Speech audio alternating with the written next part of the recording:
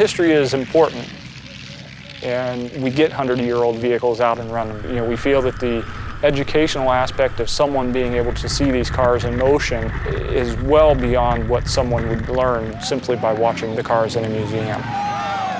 Welcome to Race of the Century!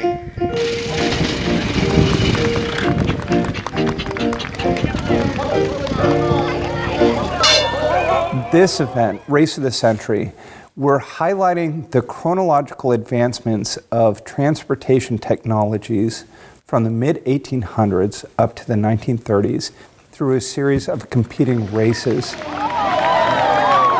I get to help tell a great story that is America. It's a lot of work. It's a lot more work than you would expect compared to what we drive today. Your hands are constantly busy.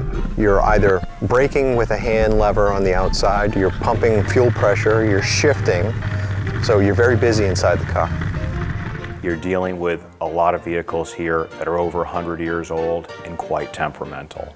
They were temperamental 100 years ago and they haven't gotten any better over time. So it really gives you an appreciation of what a challenge it was. I got a chance to race a 1904 Franklin against a stagecoach and this woman on a bicycle. Driving the Franklin is kind of a bit embarrassing. It's really slow.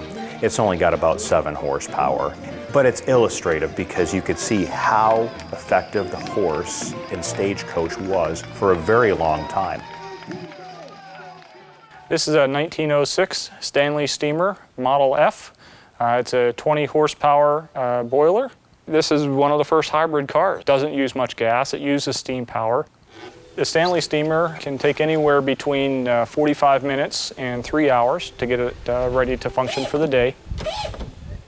You really do have to be a craftsman when you're working on these old cars because you can't just run to the local auto parts store to pick up a gasket or a piece of equipment. You have to be able to craft and make some of the pieces, so it's very challenging to work on these cars.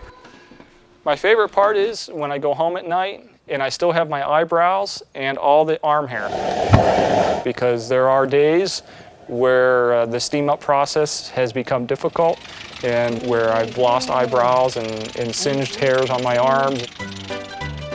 History is critical for all of us to grasp.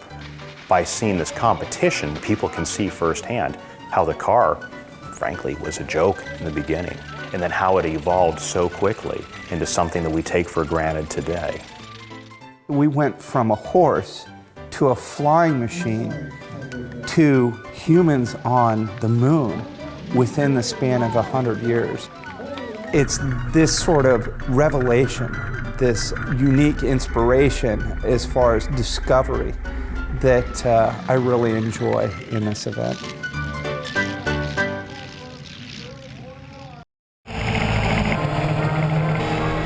He held it through the final swinging curves, on the shuddering braking to La Source, and over the line to victory.